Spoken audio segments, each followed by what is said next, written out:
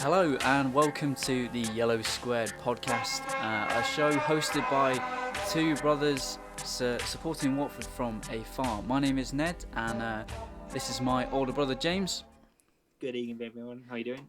And yes, we've decided to start a podcast. We both hold fairly different views on the state of Watford Football Club as of moment, and because we support from slightly further away from Watford and the Vicarage Road itself, we've decided to, hold on a different viewpoint, show some of our ideas, and how we got into supporting Watford. So, if you want to take it away, James.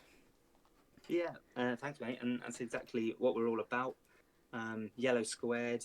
There's two of us, two brothers, Lincolnshire people, and known as Yellow Bellies. Obviously, we're the Golden Boys and we play in yellow, so that's why we've decided to call it Yellow Squared.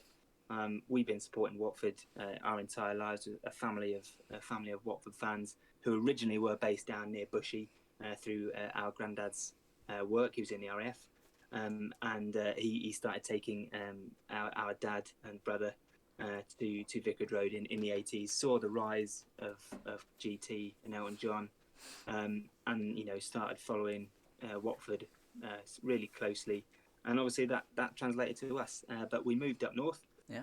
And we've been forced to watch Watford from afar ever since. We try and get to as many games as we can. I'm a bit more fortunate myself, and I currently work down south, so I can get to a couple of midweek games more often than not. But there's a lot of people who do some amazing work covering Watford. In terms of podcasting, YouTubing, and some brilliant journalistic work. And we just thought that because we sort of watch on from afar, we might see something slightly different, and we wanted to share our thoughts on it. Yeah, absolutely. So yes, I do want to preface this podcast just by saying it is slightly strange that the first episode of a podcast is known as an emergency pod, but I received the call up, the message earlier today, having seen that Slaven Bilic had been sacked as the head coach at Watford, and the appointment of Chris Wilder. I think it was about 17 minutes later, I believe. Yeah, a new club record. A new club record, and that is saying something for Watford, who have now had, I think it was about 17 club managers in 9 seasons, which is very impressive. Yeah, So it's 18 since 2012. That's special numbers. This is the same as West Ham's entire club history, apparently. Well, we definitely do things differently in Golden. So we're going to kick things off with a little bit of discussion on how we think the season has gone so far since Bilic took over, and perhaps it being the right decision for him to be shown the door. So if you want to just kick things off with some of your thoughts on the matter, James. It's difficult, isn't it? I'm slightly torn on this one. Yeah. I think lots of people want the consistency. I know I do. It gets tiring. It gets really boring. All of the laughing and joking and the memes the memes on social media about Watford changing manager again. But it comes back to the age-old thing of, did we get the sacking right? Yes. But the real problem for the club seems to be the managerial appointment in the first place. You could argue that Bilic deserved a bit more time in some respects. He had to deal with a World Cup. He had to deal with an unprecedented injury crisis. But we actually watched the Preston game with each other, which is one of the first few times we've actually managed to do that via Hive Live. And that was a real disappointing performance, and you could sense the alarm bells were ringing after the game amongst the supporters, and the players' body language wasn't particularly great. Yeah. So Bilic's body of work, 40% win rate in the league, too many draws, too many drop points against teams that we should absolutely be beating. I feel sorry for him in some respects, but was it time to go? Probably, if the club genuinely believes that they have this squad to get promoted, Yeah. and there's still time for a manager to come in and pick up some wins and build some momentum towards the playoffs. Yeah. So yeah, that's my take on Bilic. Yeah, well, I think I've got quite a similar outlook on Bilic. I thought initially I was really impressed. I mean, obviously, a first game as a 4-0 win, I thought maybe finally things had started to click. I think that, again, yeah, he had to deal with an unprecedented injury crisis, something in which I've never seen before. I think at one point we had about 16 first-team players out of action through injury and suspension, which I would like to commend the academy players who stepped up because they did a fantastic job. Adeyemo and Morris being the standouts to me, but I think that, yeah, it was definitely time to go for Bilic. I think in the last couple of games, I've not seen any sort of evidence that there's real attacking input from Bilic going on. I think he definitely turned us very much more defensively stable. But I just think, yeah, going forward, so slow, very much side to side. I didn't think there was enough. And I think the Pozzos could see that there was no chance of us getting promoted underneath Bilic. I think they did give him time until we got the players back from injury, or at least a few of the players back from injury. But I think, in all honesty, I think we've played worse since those players have come back from injury. I think we played best in that 1-0 win away from home at Norwich than we did, when players have come back against Reading, against Sheffield United, even against West Brom. I know we got 3 points, but I thought overall it wasn't a brilliant performance. No. But yeah, I do think it was the right call to get rid of Bilic. Obviously, again, I'd love some stability in the club. I'd love to have a project going on, which is why I was so frustrated by the removal of Rob Edwards. When you compare the two, I think it was about like a 30% win rate and a 40% win rate between him and Slaven. It's frustrating that Slaven was given 25 games and Rob Edwards was only given 10.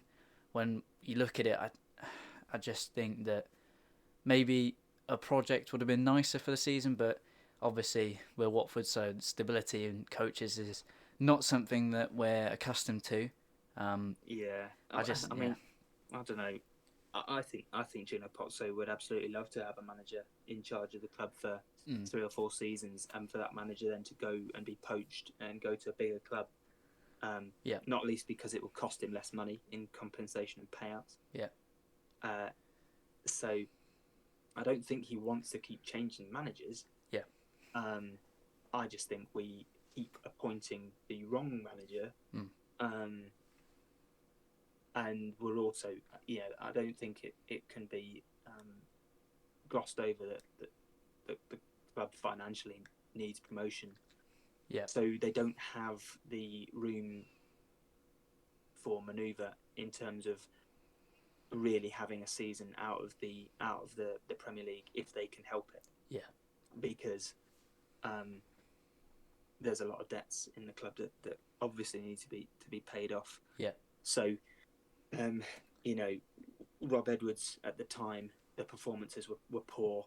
There wasn't really any notable style of football. Yes, it was a back 3, but then he was happy to change to a back 4, and it was really messy. And I think it was the Sunderland game. It was after the Sunderland game he was sacked, which was a 2-2, and a real kind of messy game. But the game before that was Blackburn away, and we lost 2-0. And we offered precisely nothing in that game. I remember we got absolutely hammered. We didn't look on it at all.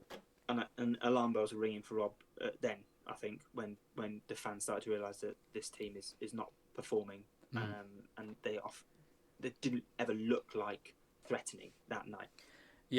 And I think there are some similarities between the performance of Preston and some of the Rob Edwards games, which you would then say is that the coach's fault. It's the same bunch of players. Well, and then we Yeah. start the cycle, and when we start the cycle again, as it can't be right keeping changing the managers. Yeah, I mean, absolutely. I just think maybe Rob Edwards wasn't backed fully in the window that he could have been. I know we were desperate for that right wing back so we could play the three at the back under Rob Edwards, and we then signed Mario Gaspar, who we both know cannot play right wing back to save his life. But having said that, since he dropped into centre mid, turned into Iniesta, and then went back into his natural right back position, I think he's actually improved massively. But he wasn't the signing that Rob Edwards wanted or needed. I think we were in the race for Ethan Laird, and I think having seen how he's gone on to perform, well, definitely at the start of the season at QPR, he was absolutely flying. And I'm not sure now. One win in 19. I'm not sure how much he's offering, but I think definitely, I think Rob could have been backed slightly better in the transfer window. But then again, we didn't have Ben Manga or Helga Costa at the time. Whether it would have been different if we had a window under them with Rob, who'd probably been slightly more willing to some of the changes that Ben Manga had put into place. Because I saw a lot of there was reported some conflict between Bilic and Manga, which doesn't particularly bode well for the head coach to not get on with the new sporting director. That never works well at Watford. No, but I just think probably it was right for both of them to go. I think the team that we have is far too good to be in the position that it's in. I don't like the fact that we keep changing managers so often. But like you said, it comes a time where, the fans are turning on the manager, they're turning on the players, and then they're turning on the board as well. Particularly after Rob Edwards was sacked, was probably the most tension I've seen the positives be under since I've been alive at Watford. But I just think that we can't keep going after new managers because at this point we're basically seen as like a little retirement payout for a lot of old managers. Roy Hodgson, Ranieri. Hopefully, Chris Wilder isn't going to be the next. We followed the Potts model, haven't we? Really, in some respects, in that Rob Edwards, young, inexperienced but potentially exciting manager. That smelled a bit like Xisco. Yeah. Sacked him. We put Bilic in. So someone with a bit of experience. He's got experience within the division. He's won things at this level. Feels a bit like the Ranieri appointment, and that failed. And then, obviously, I'm not saying Wilder's a Roy Hodgson at all. Yeah, I'm actually quite excited. I hope not. About Wilder, but it just feels like we keep bouncing from style to style. There's no consistency, which is what needs to change in the club, in my opinion. Yeah, I think that translates to the players as well. I think the change of style of football, maybe 3 times a season, surely that can't help any of the players. Not at all. Especially when you consider the stark differences in the style of play. Yeah. That they're being asked to do. It's not like we've gone from a high pressing 4-3-3 manager to another high pressing 4-3-3 manager. Yeah. To another one. We're now going to almost certainly be dealing with a 3 at the back. Yeah. 3-5-2. Yeah, absolutely. System. Stark contrast to Slaven. So it's that's going to take time. Is that eating into our favourable running? Well, yeah, absolutely. Hopefully, we can just get that slight new manager bounce for a couple of games to settle in, and then push on even further. So yeah, that's our initial thoughts on the sacking of Bilic. Whether that was correct, I think it probably was correct. The football was dire, and really the results weren't proving that he deserved to stay either. I don't know what you thought about that, James. No, right decision to sack him. And the results were just not good enough. No, whatsoever. No.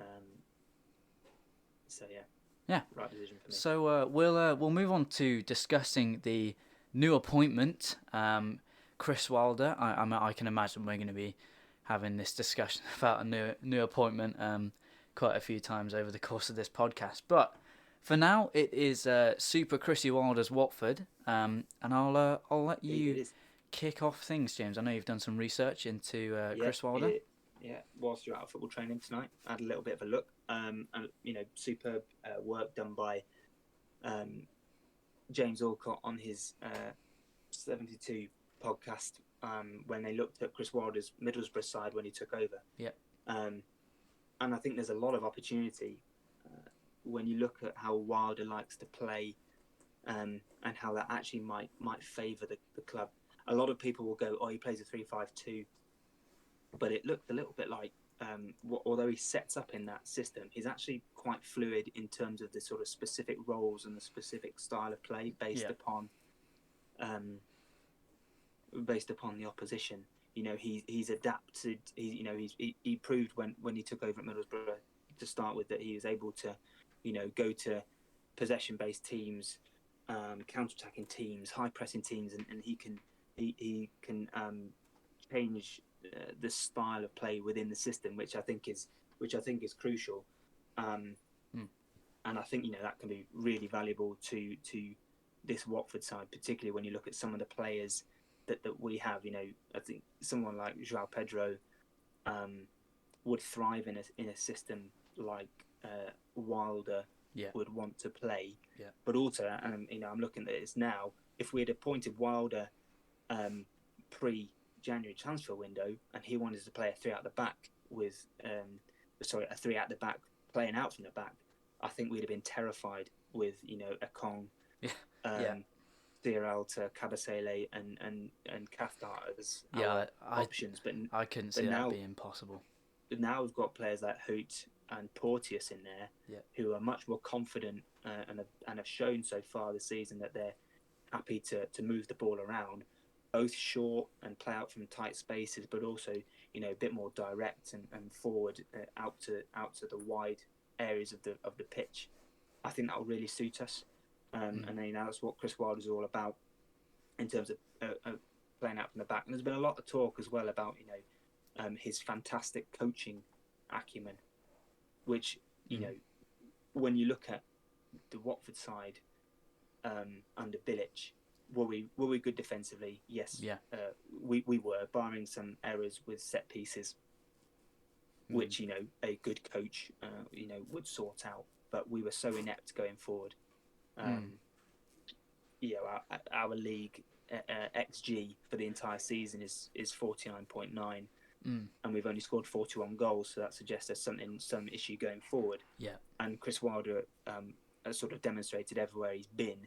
He scores goals, and he has sides that create chances, which is what we're desperate to see, especially at Vicarage Road. Yeah.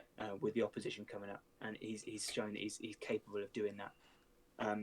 And looking at again, credit to James Alcott for this, but his analysis showed that what he really likes is wide players, or those wide attacking midfielders getting to the byline and cutting the ball back, which is what our players like to do already. Sema and Sarr and João Pedro, when they get into those areas, they like to have that pull-back option. Yeah. So I think as an attacking team, Wilder has a methodology and a way of playing, and he's demonstrated everywhere he's been that he can get a side playing some good, interesting football. And he's got a squad, in my opinion, a Watford squad that is more than capable now, more than it was at the start of the season, of playing that sort of direct, attacking football that Wilder likes. So for one, I'm pretty excited about what he can do if given, if he can translate his ideas quickly onto the training ground. Yeah. Well, I was just thinking, playing the 3-5-2 would be something that Keenan Davis is crying out for.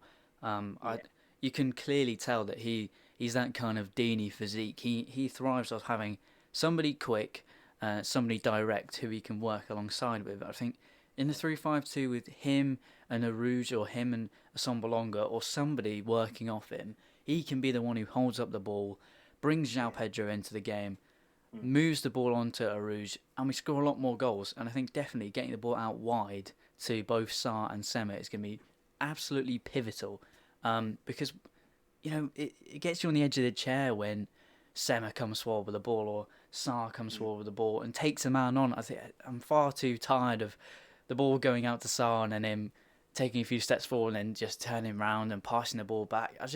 He's so electric and he's so, he can produce that moment of magic on his day.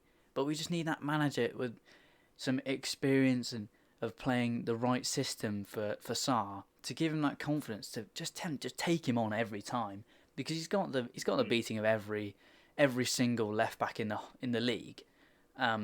He just needs somebody to tell him to shift the ball wide, get to the byline, put the cross in. You've now got 2 strikers in the box alongside João Pedro rather than 1, and then you've got a solid midfield 2 of Chowdhury and Loser who will tidy up. I think Chowdhury will thrive under Wilder. Absolutely. And the back 3, like you said, we'd have been crying if we had to play a back 3 of Serralta, Kabasele or Cathcart being in there. Yeah. But now we've got Hoot and Porteous alongside Cathcart. I think A, that tightens it up massively, but B, we've got that option for the ball playing centre back to then pick out a pass into midfield, or Wesley Hoot. He's known now in a Watford shirt for pinging those left-footed passes, 3/4 of the way across the pitch to Sarr. And if they're stretching wide, that will pull teams apart with 2 strikers up front and João through the middle. There's so much excitement around playing at 3-5-2 in this system with the players that we have available to us. I just think that it could work so fantastically well as long as it clicks properly. But we definitely have the players now that we wouldn't have done 4 months ago under Edwards, for this style of manager to really get them working, get them clicking. And I know it's probably far too late in the season for us to be making this decision. But then again, we didn't have the players before, and who knows? Maybe if we have a solid end to the season, carry on some momentum. Maybe Wilder's contract is extended if he does well, and then we kick on into the next season, having had another full summer window with Ben Manga and Costa at the helm of it, working with Wilder rather than working against the head coach, as it seemed with Bilic, making some good signings. We've got the Portuguese link now with Costa, and we've seen that through Ferreira being brought in and a really quite astonishing loan for the Championship in Arouge. I know he's not really come good yet, but on paper it is an incredible signing for a 21-year-old who's scored in the Champions League. He's got over €100 million release clause in his contract. It's an incredible loan to secure. Yes, we have the players. We have the players that can play this system and that can perform. And they're known to perform at this level. I mean, Sarr scored 13 in his last, Championship campaign. He's already on 9 this season. We just need that manager who can bring the best out of him every week. And I know he gets unnecessary amounts of hates on social media, does Sarr, for drifting out of games and not offering enough. He just needs that manager that can really get him into the game. So he's there, he's pushing, he's getting goals and assists, every week, which can push him on to being mentioned in the conversation for one of the best players in the Championship, where he should be. It just seems like he's faded away because people have got this really bad rep on him that he doesn't work hard enough, he doesn't try hard enough, when really he can produce that bit of magic. It just happens far too little at the moment, which is frustrating, but we just need a manager and a system that can get the best out of him, working alongside 2 strikers. 2 other things that sprung to mind when I was having a little read about Wilder and how he plays. There's kind of one real big question mark that still remains as to who are his wing backs. Yeah. Which is a real question. If I'm being honest, I fear for James Morris. Yeah, In definitely. this system, I think he's come on leaps and bounds. I'm so pleased Absolutely, that absolutely. he and the club have developed him and Yeah, given him this opportunity. yeah, absolutely. But for me, if Wilder is going to play this 3-5-2 where the wing backs are kind of critical to the attacking threat, Yeah, I have concerns over whether or not Morris has the ability going forward. yeah, yeah, So there's a decision to be made for Wilder in terms yeah, of the left wing back position. I would, to be honest, I would be more comfortable with Sema dropping into that left wing back yeah, position. We know he can do it, especially against sort of the weaker teams, where I would yeah, imagine yeah, it would very much become a 3-5-2, not a 5-3-2. yeah, Um, and the real question mark is who plays at right wing back. Now Ferreira is coming back from injury. yeah. We've had fleeting glimpses of him, and he looks real good Going going forward. forward. Yeah, And so, I would like to think that he gets given that spot. yeah, Obviously, Gaspar can play out there, but he's looked very shaky in that kind of attacking yeah, role. yeah. But whether or not a decision is made to trust Starr in that right wing back role is a question. He's played in that position for Senegal. Yeah. And if it is going to be more of an attacking role, could he do it potentially? Especially if you have sort of Chowdhury on that sort of right side of the midfield to maybe drop in to mop up for him. He's got the engine and the ability to do that. So that'll be fascinating. And that's a decision that I'm kind of really interested to see Wilder to make. Whether or not he's particularly radical on Saturday against QPR, we'll wait and see. But also, a lot has been talked about, how he sets his team up defensively, and he's really big, Wilder, on being really aggressive in defence. Yeah. Particularly sort of in that sort of high press position, which I think is a massive benefit to this Watford side. Yeah. When definitely. you look at the players that we can have sort of in that high press position, Joao Pedro, Sarr, Arouche, Davis, all those kind of players, if we do nick a ball high up the pitch, you'd like to think chances will come. And I could see us scoring quite a few goals in the run-in from him setting up that way.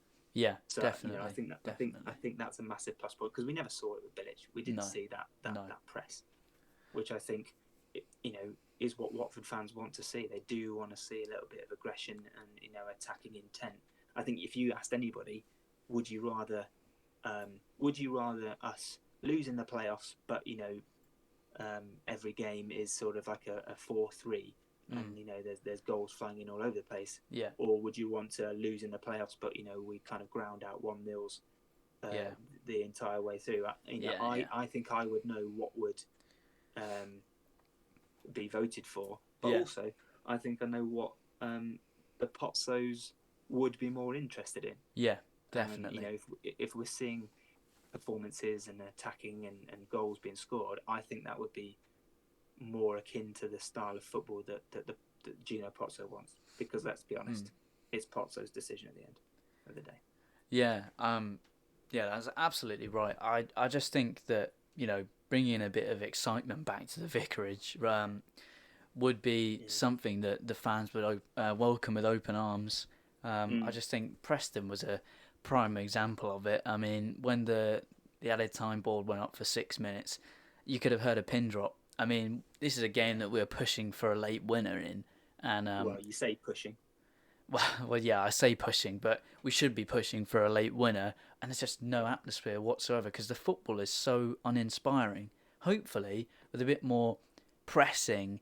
I mean, there was a clip that went round, did the rounds completely, of Andy Robertson pressing all the way from left back, and he pushes into left wing, then onto the keeper and forces a mistake, and the whole of Anfield gets behind it because it gets you off your seat. He's putting some effort in. He's really committed to the cause of pressing it. And I'd like to see a Watford player do that, because it doesn't take much to raise the atmosphere at Vicarage Road, which probably shows how dire the football has been this season. That people, travelling fans have said how bad the atmosphere has been from their perspective. I mean, and the away following as well from Watford. Many home fans from other clubs have said that we take a lot of numbers, but the atmosphere isn't really there because the football isn't exciting from Watford. I mean, for the fans to get behind something, it just needs a bit of passion from the players. They're working for each other, and hopefully under Chris Wilder that likes to press in the front. We see Keenan Davis do it every now and then, but I just think maybe some of the fitness levels in the squad aren't high enough. Obviously, if we weren't playing a particularly high pressing game under Bilic, but hopefully under Wilder, the fitness levels go up, the pressing becomes much harder, much faster, start to force the errors, and then you score a lot more goals. I mean, like you said, I'd much rather reach the playoffs having come off a winning streak of like 3 or 4 going into the playoffs, then we lose maybe 5-4 on aggregate. I mean, obviously, I'd rather go up through the playoffs, but if we've lost 5-4 and we scored 4 goals, and there's some cracking scenes in the away end, if we've scored, or the Vic is bouncing because we've taken the lead in the playoffs. I'd rather see that than lose 5-4 than to fizzle out into nothing. We scrape 6th in the Championship through a couple draws, a win here, there, and we've lost quite a few games in our remaining fixtures, and then we fizzle out in the playoffs and we lose 1 and 2-0 on aggregate. I just think we all know what the fans would rather see, and hopefully Wilder can implement something like that into the side. Who was it that said it's a game for a man on the terraces? I believe that was Graham once. Taylor. Who said that once? And it rings true, doesn't it? Yeah, it rings absolutely. True. So, I for one, I didn't see the appointment coming. No, I didn't see Wilder. No, looked at my phone and saw Wilder had been appointed, and I was kind of pleasantly surprised in terms of we managed to attract someone like him, who has recent experience in the league, and has had success in the league and higher. But I think the club has to be careful.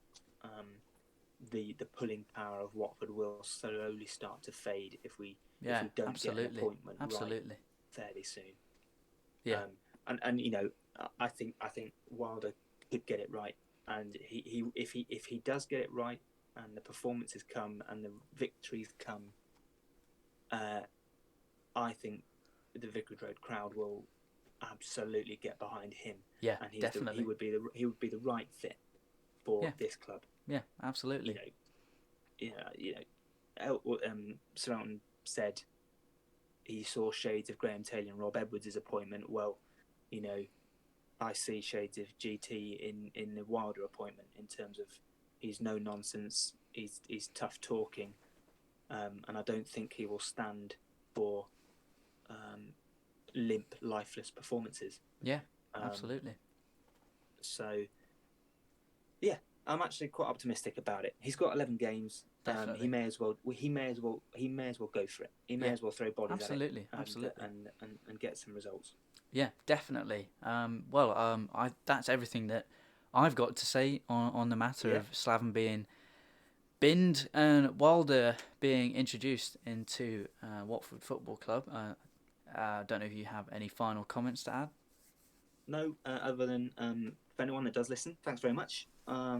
We hope to bring you plenty more content as we go forward, and delighted for you guys to come and join us and listen to our thoughts and engage with it. So yeah, thanks very much. Had a great time. Absolutely. Come on. Yeah, up the Watford. Like he said, thank you very much for listening to the first episode of the Yellow Squared podcast. Make sure you do subscribe, leave a comment down below if you have enjoyed. Make sure to like, and we'll see you soon. Probably with a little match reaction and player ratings of the QPR game, which will follow from next Saturday. And yeah, we'll see you very soon. Take care, and thanks for listening. Thanks, guys.